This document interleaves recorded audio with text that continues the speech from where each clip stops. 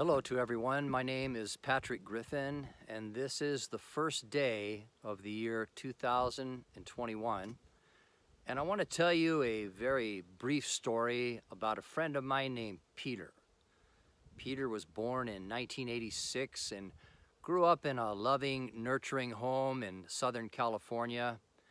And his childhood dream growing up was to become a law enforcement person. And he went through his years in school, graduated from high school, zero criminal record, not using drugs, no crime, no involvement with gangs. And when he was 18, he joined the Marines. And in the Marines, he became a member of the camp security police.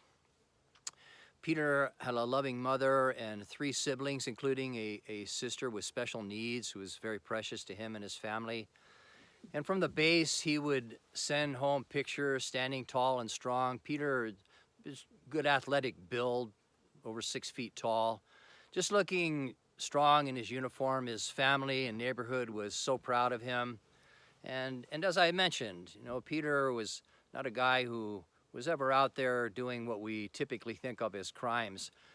But there was just this one area in his life that he didn't want to take seriously, and that is that he liked to have a few beers.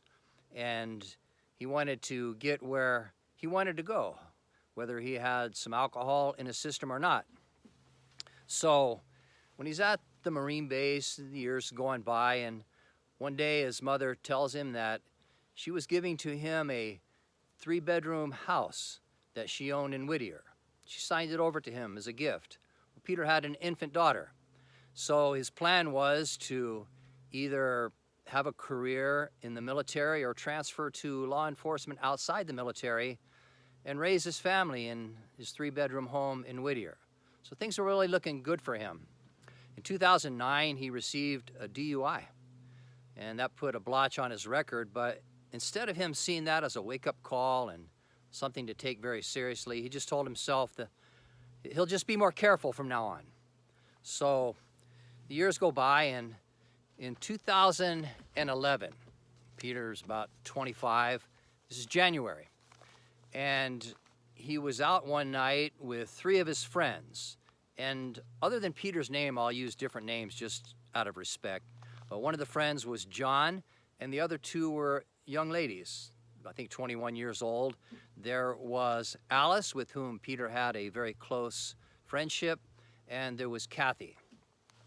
So what they did on that night, they spent the night just going from party to party, boozing it up, and about midnight, they were driving in Peter's 2007 vehicle. I forget what model it was, a nice car, sunroof. He had a good salary.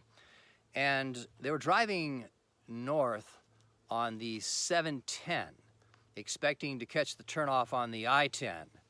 And John was riding shotgun, the girls were in the back. Well, somehow Peter missed the off-ramp and came to a dead end and made a left-hand turn at a stop sign and accelerated up to about 80 miles an hour. And then he got a text, and he looked down to see what his text said, and when he looked back up, he saw that the road in front of him was splitting like in a Y. So he had to make a sudden decision, and he made a quick turn to the right, but there was a tree there. The car hit the tree and flipped. Peter's head smashed hard into the steering wheel, and he was dazed but still conscious. Well, there was a stander-by who came running up and helped Peter out of the car. The car was on its side. Helped Peter out, and Peter, being big, strong young guy, he ripped off the sunroof and looked inside, and he saw his friend John crumpled over and groaning. So he was hurt but still alive, but he didn't see the girls inside the car. They had both been ejected on impact. So he walked around to the back of the car, and he saw Kathy sitting under a tree with her face in her hands, and she was crying, sobbing. And he looked around, but he couldn't see Alice. He was thinking, where's Alice? Well, right about that time, the pain in Peter's own body, he didn't know it until later, but he had suffered a cracked tailbone. He laid down because of the pain, and the next thing he remembers is being placed on a gurney and put into an ambulance. But as he's being put into the ambulance, he overhears a paramedic say, "We have a fatality, a female crushed under the car." Well, when Peter heard those words, he knew that that was Alice. And when he heard that, his whole world just crushed. A few seconds later, he felt his hands being cuffed to the gurney. He was under arrest.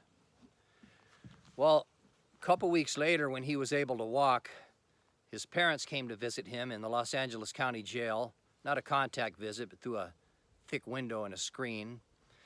And they were describing to him in some detail how things were at the funeral for Alice, how greatly her family was grieving.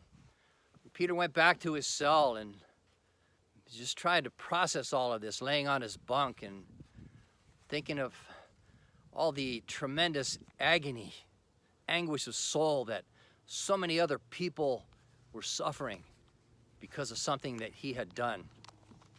And Peter, being a person who was pursuing a career in law enforcement, he had always looked down on criminals. But now he found himself right there with them, with the prisoners, being treated just like one of them and being aware that this is what he deserved. So when the time came for him to go to court, it didn't go so well, and a day came where he stood in front of a judge and received a sentence of 15 years to life. As he was being escorted from the courtroom, he turned to look at his family, his mother and 3 siblings, and they were all sobbing. And he looked in particular at his precious sister with special needs, and he knew how much she needed him to be there. He knew how much his infant daughter needed him to be there. But what could he do now? So Peter, as I speak, he's still in prison, just getting older.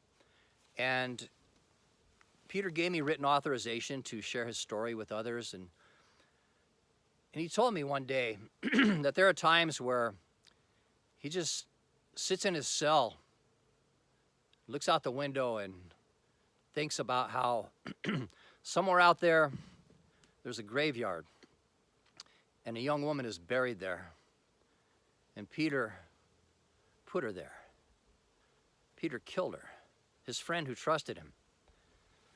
And he's aware that however so long he has to stay in prison, the more important thing for him is that to the end of his days, he has to live with the fact that he took away his young friend's life, and he caused his family and other families to suffer with a suffering that doesn't just go away, suffering that stays to the end of days.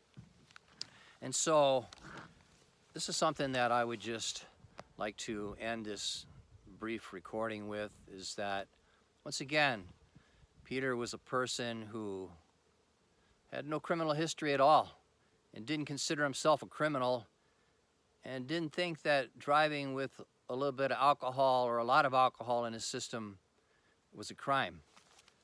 And I would like to read to you a paragraph of Peter's story as he told it to me. He said, "Maybe you are like I was, a hard-working person who loves your family and who doesn't think of yourself as a criminal, even though you get behind the wheel after downing a few beers. If so, maybe the most valuable thing I can say to you is that even if you have drank only a small amount of alcohol, just because you feel okay does not mean you can safely drive. I never thought I would be a murderer. I just wanted to get where I wanted to go, not caring about the hundreds of people I was putting at risk. And now I have plenty of time to think of how selfish and how foolish that was."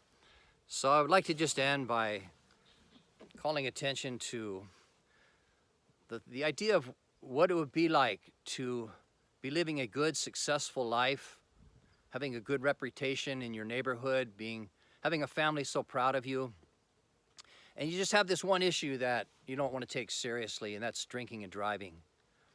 And then sitting in a prison cell with a life sentence, day after day, year after year. Decades are going to pass. And you know that out there somewhere there is a graveyard. And with Peter, there's the knowledge that in that graveyard, a young woman is buried, and Peter put her there. And that's something for all of us to think about.